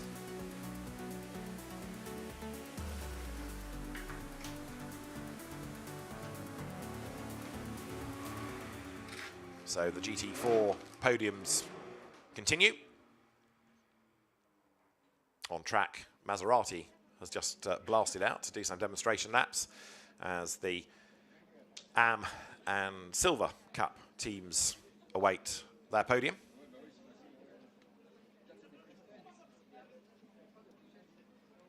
Robert Consonny and a very po-faced Benjamin Lariche discussing the race that may have been. And so next podium is ready. The silvers, top 3 overall as well, come forward. And there is Jagish Gedik for 3rd place for Marathon Automotive Motorsports, and Pedro Ibrahim, 3rd place for the BMW drivers, upholding the team's honour after the puncture to the other car that was on target to inherit the race win, but it was not to be. For 2nd place, Benjamin Lariche and Robert Consonny, who stepped forward and politely congratulate 3rd. Whether they'll congratulate Benjamin Lessen and Ricardo van der Ende, we'll wait and see. And it is L'Espace Bienvenue, the winning team, represented on the podium, and then the very boisterous drivers, Benjamin Lessen and Ricardo van der Ende, take the race win. They're very happy about it, although, in fairness, they would much rather have taken the checkered flag first, I'm sure. But good to see Robert Consonny and Benjamin Lariche being able to congratulate them on a win that really should have been theirs, and by 0.3 of a second would have been. Had that timing line been further down the pit straight, you never know. But the BMW team, L'Espace Bienvenue it is, that comes out on top.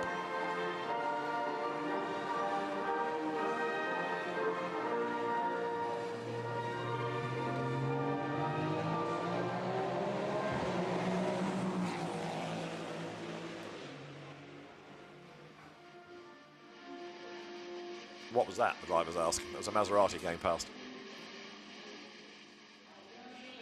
Ricardo van der Ende and Benjamin Lessen win at Misano, and the trophies presented to the 3rd place drivers. Pedro Ibrahim for the Borusan Automotive team, with Turkish driver Jagish Gedik, the Borusan squad, victorious here last year. There for Team Speedcar, the trophies to 2nd, Robert Consonny and Benjamin Lariche, who are, as you can see, not in much of a mood to celebrate. If they stay for champagne, I'll be amazed. And for the top step, there is Benjamin Lessen on the right as you look, Ricardo van der Ende with him, and the BMW drivers take the trophies. Robert Consonny shaking his head, can't quite believe what's happened. And as they pose with the trophies, smiles are forced from the Audi drivers, and the BMW drivers receiving their awards as well. Pedro Ibrahim having had a really impressive drive in that first stint, being very brave in the overtaking. Yes, constantly goes. Actually, Benjamin Lariche is prepared to stay. I really am surprised about that, but fair play to him. Sprays the champagne, and when he thinks about it, yes, he'd be very disappointed to lose the win, but he'll be mindful as well that points matter in this championship, and so it's better to have some than none.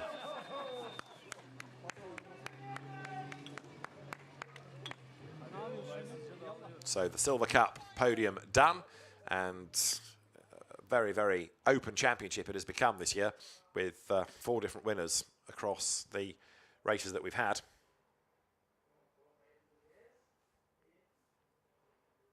The Maserati you can just see on the pit straight, doing demonstration laps, passenger change.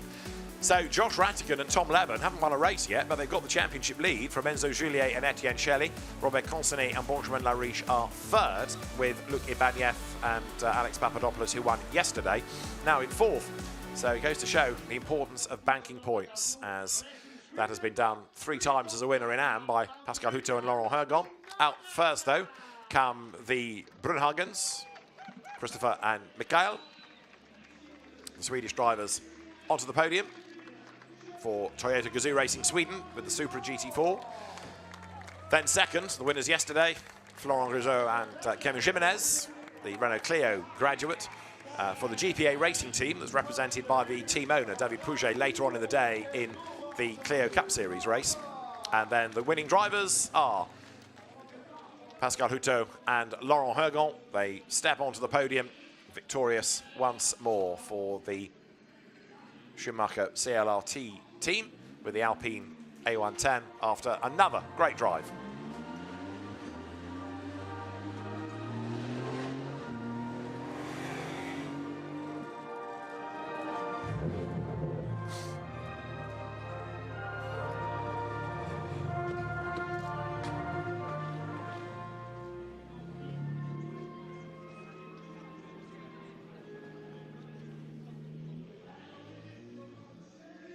So the national anthem for the French team played. Now the drivers will receive their trophies to the Brunhagens first of all, then to Florent Grisot and Kevin Jimenez, to the team, and then to the race winners. For the third time this year, 2 at Paul Ricard, 1 at Misano. Pascal Houteau and Laurent Hergon are the victors. And a great job done. 18th overall, ahead of lots of Pro-Ams, and even ahead of some Silvers, is a really good effort by the Alpine drivers. Champagne awaits for those that want it. Brunhagens don't. And the Alpine drivers have no choice because they're still trying to open the bottles and they've been done. Laurent Hergon celebrates, Pascal Houteau does likewise. So that was GT4 European Series. Let's look at the highlights of race 2. There were plenty of them. The race getting underway with Robert Consonnet in the lead in the pole-winning Audi. But it wasn't long before it all kicked off when Tom Levin got into the side of 22 Porsche, turned around Leo Pichler. He was clipped in turn by Alex Papadopoulos, and his car would retire late in the opening stint with overheating. Alex Denning using all of the curve to dive bomb the Audi to pick up the lead, but the McLaren wilted over the course of its stint, and it enabled the Audi back round the outside to retake the lead. Robert Consonnet was then able to build a bit of a gap as Gabriele Piana's BMW chased on behind. Pedro Ebrahim was one of the bravest of the overtakers, but he did rub up against 77 McLaren and cause a little bit of damage on the right rear corner. Eventually, though, he went round the outside and took the place in fine style coming down to turn 8.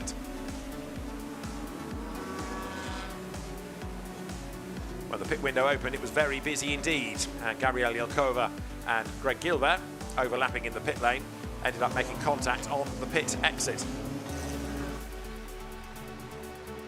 For the race lead, it was game on as Benjamin Lessen tried to fend off the BMW of Beke Bechler. This contact, though, resulted in a penalty for the Audi. It was 10 seconds, and when the blue BMW had a puncture, Benjamin Lessen and Ricardo van der Ende came through to inherit the race win. Next stop is Spa for more drama for the GT4 European Series.